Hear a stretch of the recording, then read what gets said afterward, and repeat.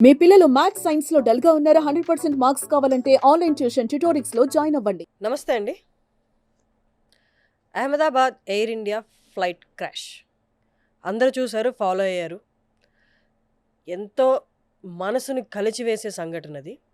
నేను అక్కడికి వెళ్ళాను, స్పాట్లో ఉండి మొత్తము అక్కడ క్లియర్ చేయడము, బ్లాస్ట్ జరిగిన బిల్డింగ్స్, ఆ లోపల నేను వెళ్ళే టయానికి కొన్ని బాడీస్ కూడా అక్కడి నుంచి తీసుకెళ్ళిపోవడము, ఎవరైతే చనిపోయారో వాళ్ళ బాడీస్ని కూడా తీసుకెళ్ళడము, ఇవన్నీ దగ్గరుండి చూశాను నేను. ఇవన్నీ చూసిన తర్వాత చాలామందికి అసలు ఇలాంటిది ఎలా జరుగుతుంది, ఎందుకంటే మనం ఏ కమ్యూటేషన్ తీసుకున్నా, ఏ ట్రావెల్ తీసుకున్నా ఎంతో కొంత రిస్క్ ఉంటుంది. కానీ అత్యంత తక్కువ రిస్క్ ఉన్న ఏకైక ట్రావెల్ ఏంటి అంటే, ఏకైక కమ్యూటేషన్ ఏంటి అంటే ఫ్లైట్. దాంట్లో 99% సేఫ్టీయే ఉంటుంది, 1% మాత్రమే రిస్క్ ఉంటుంది.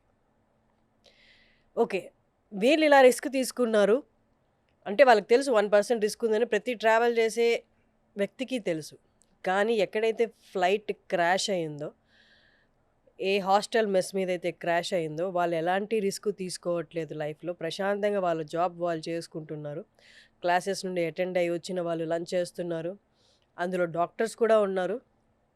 ఏదైతే మెస్ మీద పడిందో ఆ మెస్కి ఆనుకొనే 4 బిల్డింగ్స్ ఉన్నాయి, మనం పిక్చర్స్లో చూడొచ్చు. ఆ 4 బిల్డింగ్స్లో ఫస్ట్ బిల్డింగ్లో ఏదైతే బాగా డ్యామేజ్ అయ్యిందో ఫ్లైట్ క్రాష్లో, ఎక్కువ శాతం క్యాజువాలిటీస్ నమోదయ్యాయో, చనిపోయినట్టు నమోదయ్యాయో ఆ బిల్డింగ్ నుండే నమోదయ్యాయి అనమాట.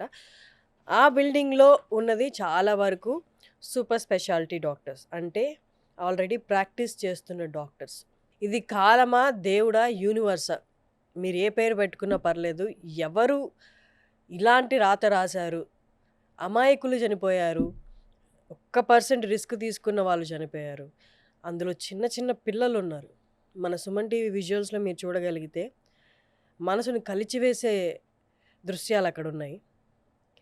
ఇదంతా అందరు చూశారు, తెలిసిందే. ఇప్పుడు నేను మీ ముందుకు వచ్చి మాట్లాడడానికి కారణం ఏంటి అంటే, నేను ఆ ప్లేస్కి వెళ్ళి ఆ ప్రదేశాలన్నీ చూసిన తర్వాత ఖచ్చితంగా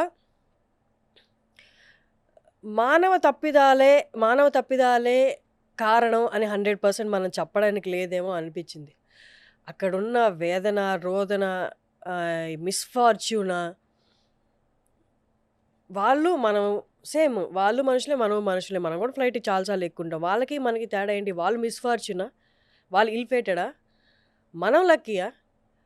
మనం లక్కీ అని ఎందుకు అనుకోవాలి? డౌన్ ద లైన్ డెత్ అనేది అందరికి ఇన్నెవిటబుల్లే కదా. మరి వాళ్ళు చేసుకున్నది ఏంటి, మనం చెయ్యింది ఏంటి? ఇలాంటి చాలా క్వశ్చన్స్ ఎదురయ్యాయి అలాంటి ప్లేస్లో ఉండడం వల్ల అనుకుంటా.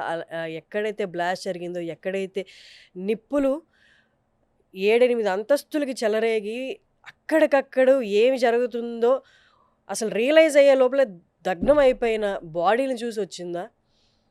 అక్కడి నుంచి బయటికి ఇవన్నీ ఆలోచిస్తూ వస్తూ ఉంటే చాలా కోఇన్సిడెన్సెస్ కనిపించాయి. సుమన్ టీవీలో మీ పర్సనల్ అండ్ బిజినెస్ ప్రమోషన్స్ కోసం కింది నెంబర్కి కాంటాక్ట్ చేయండి.